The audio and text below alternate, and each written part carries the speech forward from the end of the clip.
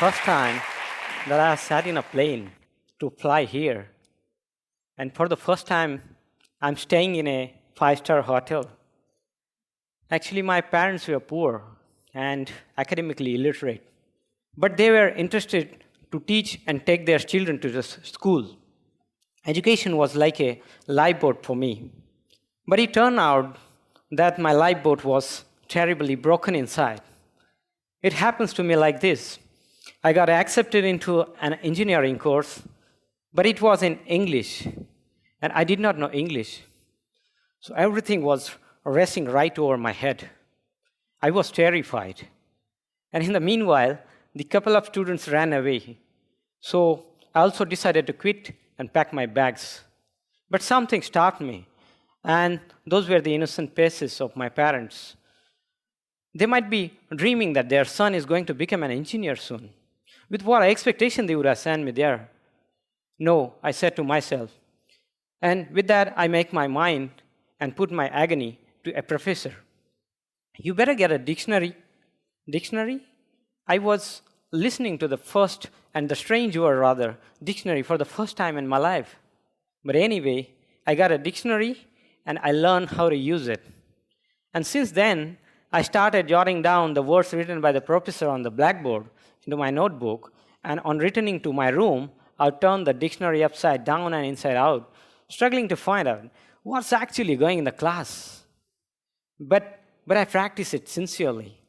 And at the end of the year, when the results were out, it was learned only 4 out of 60 students have passed in all the subjects.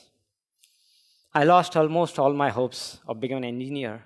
But to all and my own surprise, I had literally made the top in the class. And yeah, that was the moment when I understood how powerfully my success is connected to my friendship with the dictionary. And at the same time, I thought of those who ran away. Certainly they would have become engineers. And there are millions who are aware of opportunities but don't have right tool, like language. And I felt it like it's my duty to help them, to show them the way I found. And I decided to help all those in language difficulties, the students like me. And at first go, I started distributing Xerox copies of my own compiled dictionaries. But how many copies I could possibly distribute? A booklet dictionary was not feasible either. And in this process, I learned that a digital dictionary could be the right answer. But I don't know even the ABCs of computer. So I decided to learn computer and its programming.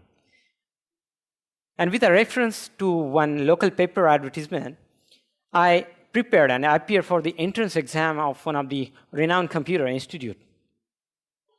I was qualified too, but I was thrown out because I had no money to pay their fees. I literally begged them. I said, I'm ready to do a sweeper's job even, but they didn't listen. And thanks to them, I take it as a challenge. I left my home and locked myself in 10 by 10 room with a borrowed computer and books, and I started self-learning. 18, 20 hours a day were usual. I had to undergo a vest surgery even because of continuous sitting practice, but that's fine. In 6 months, I learned almost all programming languages. And then I wrote a dictionary program that I wanted. TEACHEAR, teacher. शिक्षक, STUDENT, student. विद्यार्थी, And that went viral in no time. I started sharing it on CDs. But again, how many CDs? So I decided to set up a website where all these softwares could be downloaded for free. And it became popular then. But soon I realized there was a huge internet divide. So I was wondering what could be the next solution. And those were the tiny mobile phones in everybody's hand, catching my eyes. And I learned mobile programming and developed apps on multiple platforms. But that was not enough too.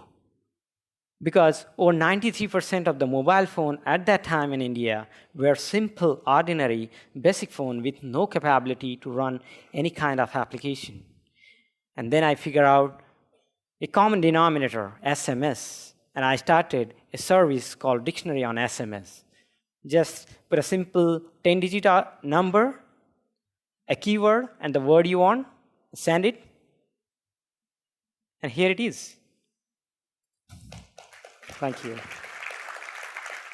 Well, since 1998, in collaborative efforts with linguists and domain experts from renowned universities, I developed tools for learning and teaching experiences on different platforms and on different devices, like as you see, computer, mobile phones, tablet, SMS, and on internet, and which has got a handsome number of user base of over 100 million users across 150 countries.